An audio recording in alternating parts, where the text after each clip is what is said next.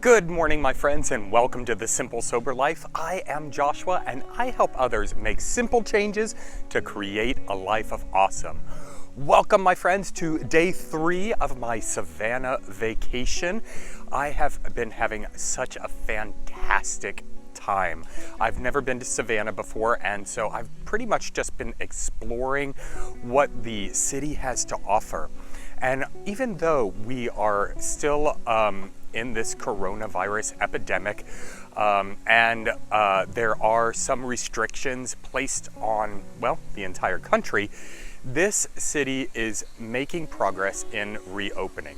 Now, they are leaving a lot of places up to the discretion of the business owners and the restaurant owners and things like that. But I have been able to do so many different things outdoors. I've been able to go on hikes, explore different areas of the city, and right now I am in Forsyth Park, which is situated in the middle of the Gastonian district. And it is surrounded by absolutely gorgeous mountains, some of which are not mountains, mansions.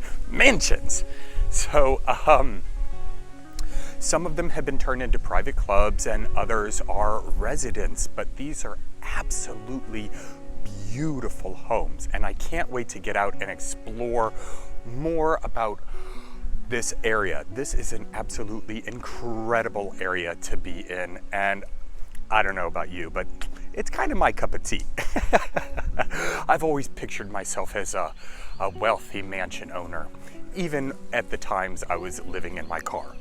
Or practically living in my car. Anyway, my friends, I'm going to take a quick walk around Forsyth Park. I'll show you some of the different elements and things of beauty around here, and hopefully you enjoy it as much as I do. Looks like we have a little celebration going on here. Even though we are in restrictions, there are people out and about. I'm seeing fewer and fewer masks and people gathered in small groups. Of course, this is a great place to take your pet out for a jog or a walk. And situated at the center of the park is this gorgeous fountain. Let's take a closer look.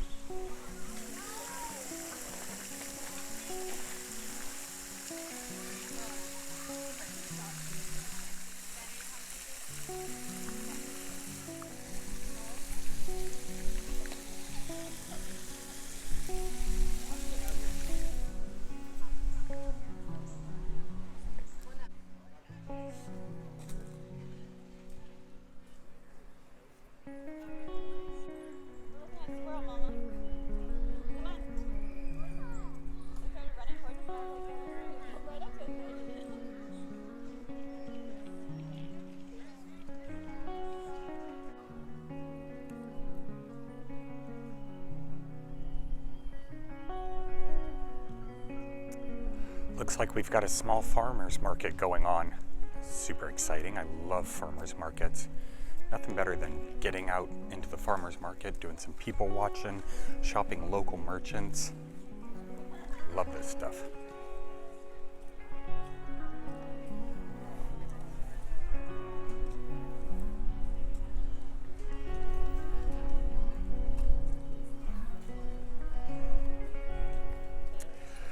So while I've been walking through the farmer's market, I found this little tent that sells homemade spices. And my sister Katie is obsessed with trying new spices. So I had to swing by to see what they had, and I found something called Sweet Heat. This is locally made here in Savannah, and they ship all over the country. But I was able to give it a try, and there's this garlicky, there's a sweet hint on the front end, and then that heat kind of just starts building up in your mouth and in the back of your throat. It's not crazy hot, but it would definitely heat up, a chili or a beef rub, some brisket or something like that. So I'm really excited to get home and be able to give this to her. I know she's going to be super stoked to get a new seasoning.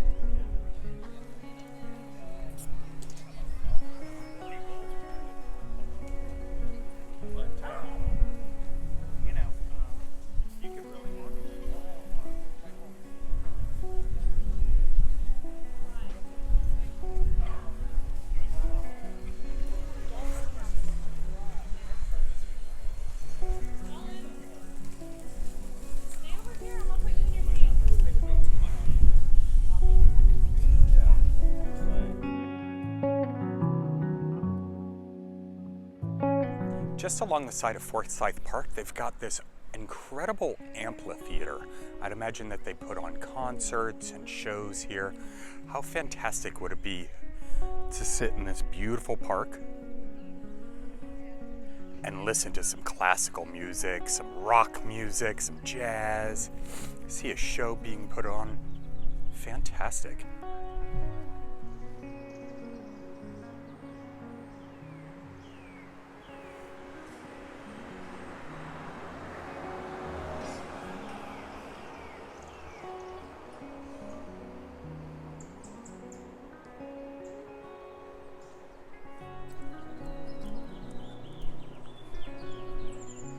I've just left Forsyth Park and I wanted to take a quick walk down Gaston, which was that street that I was telling you about that has all of the mansions. And I just wanted to show you some of these incredible houses.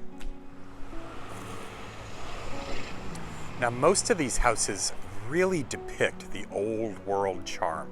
You know, it really takes you back to, turn of the 19th century, into the 20th century, brick architecture, multiple stories, just majestic homes.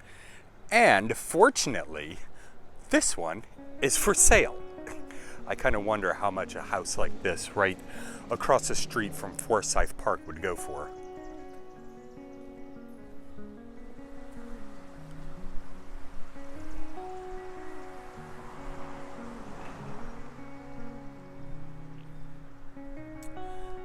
Really cool looking homes. I'm only a few blocks away from Forsyth Park, down on Jones Street. I've passed a couple of different little squares and things like that, but this street was named one of the most beautiful streets, not just in Savannah, but in the entire country. So of course I had to come down and check it out. Now I'm a little skeptical because I lived in Naples for a number of different years, Naples, Florida. And to me, that is one of the most beautiful communities in the country. And so this is going to have some pretty large shoes to fill. So let's take a stroll down Jones Street just to see what they have to offer. Now I'm starting my adventure at the very end of Jones Street where it meets East Broad. And I love that these huge oak trees are covering the street, cast some great shadows, and this is the absolute perfect time to be here. The trees are in full bloom, cast great shadows. There's a nice gentle breeze. On each side of the road, there are colonial style houses that look like they've been divided up into duplexes and triplexes.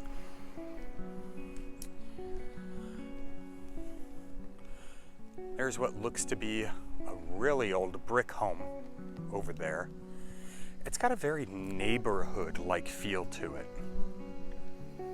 I'm gonna keep walking and see if this really is one of the most beautiful streets in America.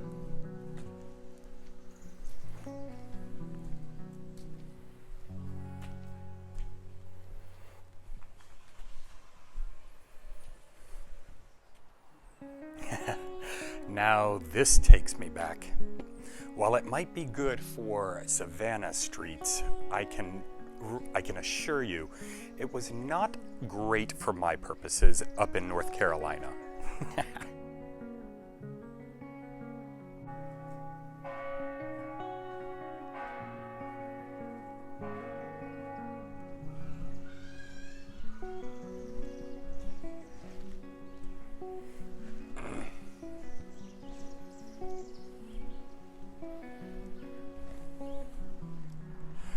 Now, I have walked the entire length of Jones Street here in Savannah, and I must say, while beautiful, I don't know if I would vote it the most beautiful street in all of America. I would say parts of Naples, Florida has this one beat. Sorry, Savannah, it's wonderful, but most beautiful might be pushing it. But I do have to say that there is a fragrance in the air, and that's relevant to everywhere I have been in this beautiful city. There's such floridity, I don't know if that's even a word, such floral fragrances. Flowers are in bloom wherever you look, and the perfumes just kind of drift amongst the breeze. It just brings everything together and creates such a homey environment. And I gotta say, when I start looking for places to live, I might have to put this on the list.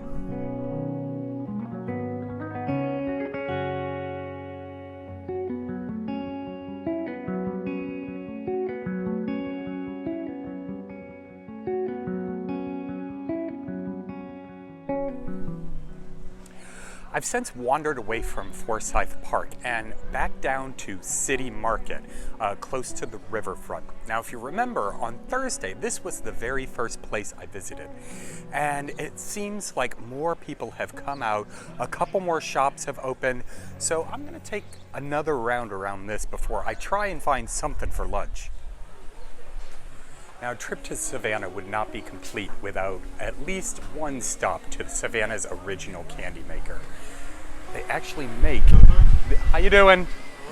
These delicious treats right on site. They string their own taffy, and these machines look really old. But look at all this deliciousness. I could probably essentially try every single one of these. Oh, they look so good.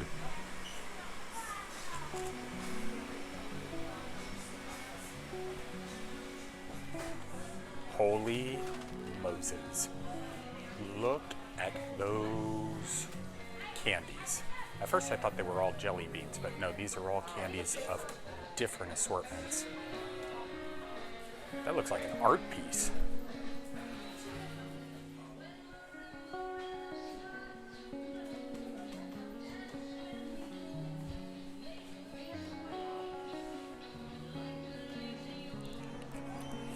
Now, I am an absolute sucker for chocolate. I love it.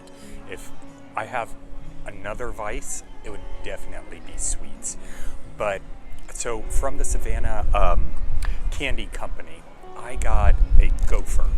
And this, it looks like it's got a walnut crust topped by caramel and then milk chocolate. So let's give this a whirl.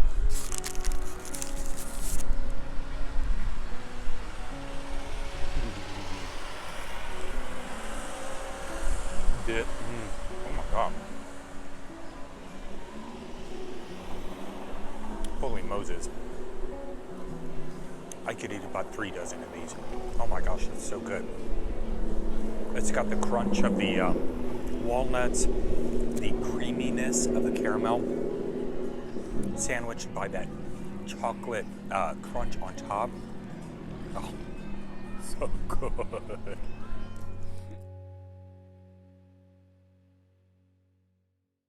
Now, after that enticingly delicious chocolate, I walked around just a little bit more in the city market before heading back to the Airbnb and taking a nap. It is absolutely one of my most favorite things to do, especially on the weekend or whenever I can squeeze one in. Now, it wasn't a very long nap, just a quick 20 minutes to kind of freshen up, took a shower, lounged around a bit, and now I am at Bonaventure Cemetery. Now, some of you may have heard of this cemetery. It was actually featured in the film In the Garden of Good and Evil. Now, I've never seen the film, but being in this cemetery kind of makes me want to take a look at it, because this cemetery is pretty creepy. It so makes me wish that I would have been able to do one of those ghost tours. I think that would have been so awesome. But it closes in about 45 minutes, so I just want to kind of walk around. I'll show you what I'm talking about, because this thing at night I'm sure ghosts would be popping out and walking around. It just has that creepy, eerie feeling. So let me give you a little quick tour. So as you can see, the landscape is primarily sand, and a lot of the vegetation has been cut back, especially over here. And there's not really much in bloom. It's kind of all dead and twisted. Really adds to the kind of atmosphere of the paranormal.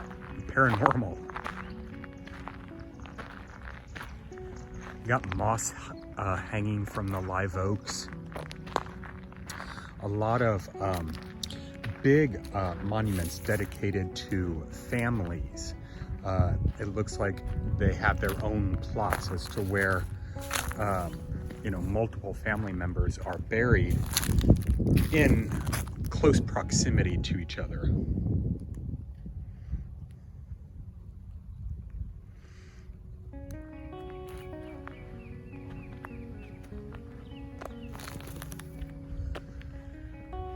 This is a Holocaust memorial. Apparently all of these people had passed away within the Holocaust. And they've really got them stacked up. You can see how close all of these grave sites are to each other. They're practically piled on top of each other.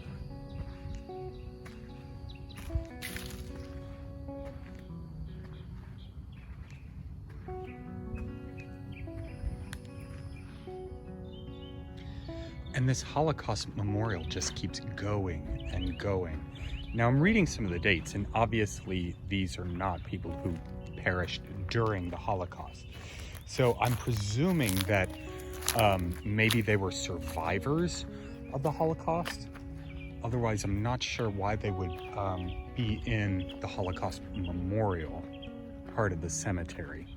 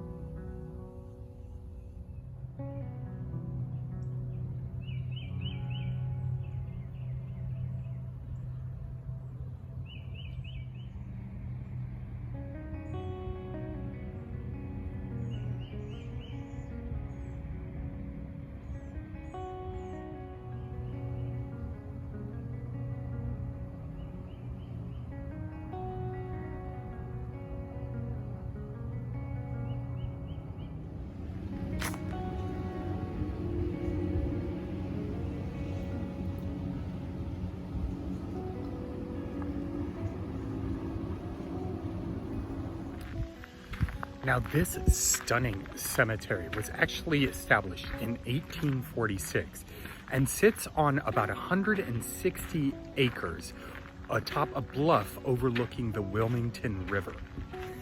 This is by far the most beautiful cemetery I have ever been in. There's just such a Victorian macabre to it. And if you enjoy this type of adventure, if you like, wandering upon, kind of morbid beauty, then this will definitely be the place for you. It's stunning. And there are statues and such immaculate tombstones.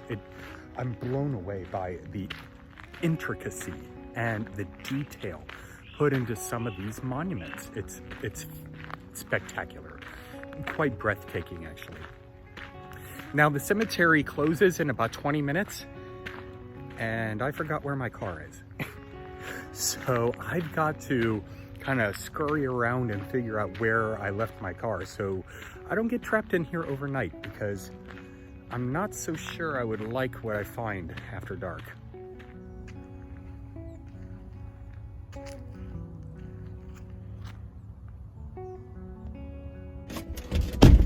I made it back to my car with 2 minutes to spare. I gotta get out of here before they start closing the gates. Let's go! Come on, car, don't fail me now. I've noticed during this trip my car's been acting a little weird, even weirder than normal. You know, if you follow any of my videos, you know I bought the worst car on the planet. But now it seems like the transmission is acting up. Like all of a sudden it'll just go and it's weird. So I'm hoping and praying that it will get me home tomorrow. You know, as long as it can get me home tomorrow, you know, I'll deal with it after that. But, you know, cross your fingers. I need to get home tomorrow. But anyway, my friends, I'm gonna go out, find a bite to eat. It's, well, it's 5 o'clock now. And I haven't really eaten all day. I had that chocolate this morning.